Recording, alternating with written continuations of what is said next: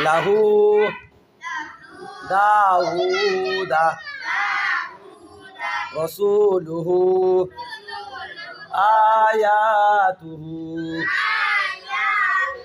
جنوده تلاوته ورثه موازينه جعله ماوريا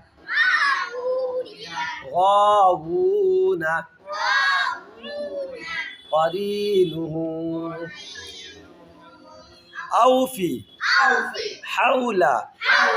صوم سوف موت فوز كوثر